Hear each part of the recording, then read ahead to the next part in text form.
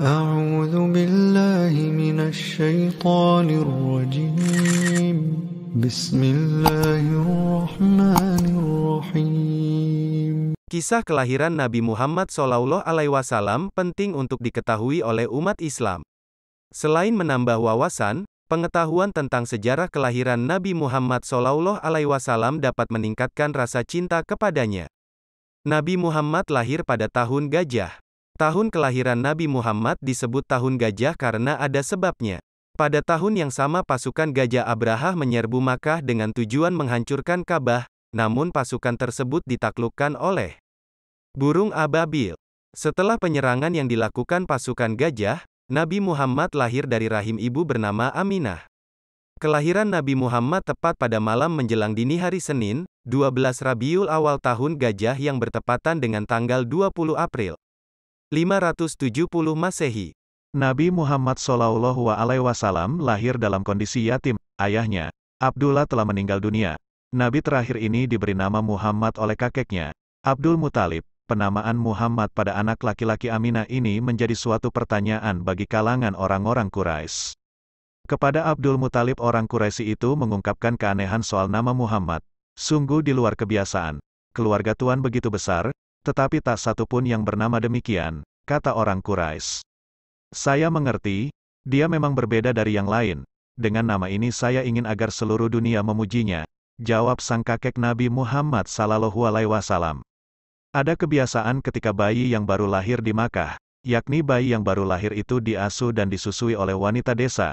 Tujuannya agar bayi yang baru dilahirkan dapat diasuh di lingkungan pergaulan masyarakat yang baik. Ketika Nabi Muhammad SAW lahir, ibu-ibu desa saat datang ke Makkah hendak mencari keluarga yang ingin anaknya diasuh dan disusui. Salah satu ibu-ibu dari desa saat itu ada sosok wanita bernama Halimah binti Abu Duaib As-Sadiyah. Akhirnya Nabi Muhammad disusui oleh wanita itu. Belakangan, wanita mulia ini populer dengan nama Halimah As-Sakdiyah, Halimah yang diberkahi kebahagiaan. Kisahnya, Halimah yang berasal dari keluarga miskin sempat ragu untuk menyusui bayi dari Aminah, karena keluarga Aminah juga tidak terlalu kaya. Namun akhirnya ia menyusui sekaligus mengasuh Nabi Muhammad SAW. Kelahiran Nabi Muhammad SAW ternyata membawa berkah bagi keluarga Halimah. Sejak Nabi Muhammad SAW diasuh dan disusui oleh Halimah, ada kejadian-kejadian luar biasa. Haris yang merupakan suami Halimah memiliki kambing peliharaan. Semenjak ada Nabi Muhammad, kambing milik Haris menjadi gemuk-gemuk dan menghasilkan susu lebih banyak dari biasanya. Tidak hanya itu, rumput tempat menggembala kambing suami Halimah juga tumbuh subur. Keluarga Halimah pun menjadi lebih bahagia dari sebelumnya.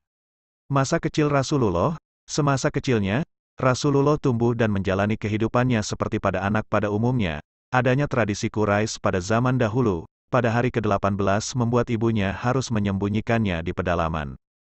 Tradisi Quraisy tersebut membuat Nabi Muhammad tidak bisa merasakan kasih sayang ibunya sampai berumur 8-10 tahun. Hal ini justru membuatnya berada di bawah asuhan Halimah binti Sadiyah selama 3 tahun. Rasulullah menjadi anak yang tanggap, bersikap baik dan cerdas pada masanya. Pada masa remaja, Nabi Muhammad terjaga dari perbuatan merugikan kawan sekitarnya. Sampai suatu ketika, Nabi pun bercerita ketika 2 kali duduk saat mendengarkan pesta perkawinan di zaman jahiliyah. Allah justru menutup telinganya sampai tertidur dan terbangun esoknya. Setelah itu, aku tidak pernah lagi berniat mengikuti perbuatan buruk. Hadis riwayat Tabrani. Muhammad yang menginjak usia 20 tahun di Mekah yang bertepatan peristiwa Harbul Fijar antara kabilah Quraisy melawan Qais dan Ailan. Nabi Muhammad mendapatkan wahyu pertama sebelum menjadi rasul.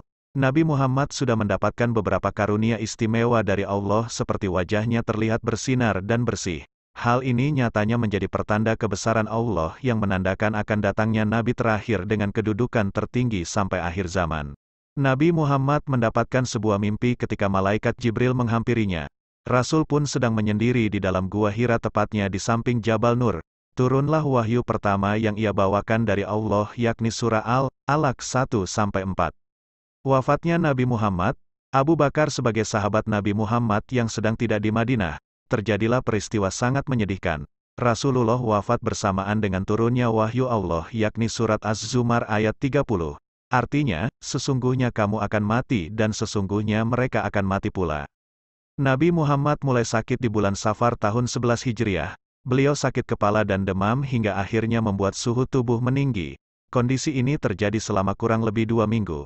Rasulullah akhirnya mengunjungi rumah istri-istrinya dan tiba di kediaman Aisyah dengan badan sudah lemah. Pada hari Senin, tanggal 8 Juni tahun 632, Nabi Muhammad meninggal di rumah istrinya, Aisyah.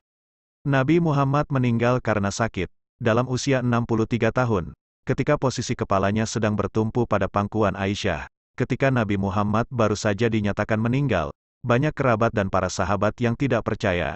Jasad Nabi Muhammad kemudian dikebumikan di kompleks Masjid Nabawi di Madinah, yang saat ini di bawah naungan Kubah Hijau. Nabi Muhammad meninggal dengan memberikan beberapa peninggalan berharga, termasuk di antaranya 2 petunjuk pedoman bagi umat muslim, yaitu Al-Quran dan hadis. Selain itu, sebelum wafat, Nabi Muhammad menerima wahyu terakhir melalui surah Al-Maidah ayat 3, yang berisi pesan mengenai makanan apa saja yang dilarang untuk dikonsumsi oleh umat muslim. Di dalam surah itu, Allah meridhoi Islam sebagai agama Muhammad yang sempurna dan disempurnakan. Setelah Nabi Muhammad wafat pada tahun 632, pemerintahan Islam dilanjutkan oleh sahabatnya secara berturut-turut yaitu Abu Bakar, Umar bin Khattab, Utsman bin Affan, dan Ali bin Abi Thalib sebagai Khulafaur Rasyidin. Demikianlah kisah kelahiran Nabi Muhammad SAW sampai beliau wafat. Terima kasih dan mohon maaf atas khilafan tutur kata. Semoga Allah memberi kita kekuatan untuk selalu istiqomah berada di jalannya. Semoga bisa bermanfaat dan membawa berkah bagi kita semua. Akhirul kalam. Wassalamualaikum warahmatullahi wabarakatuh.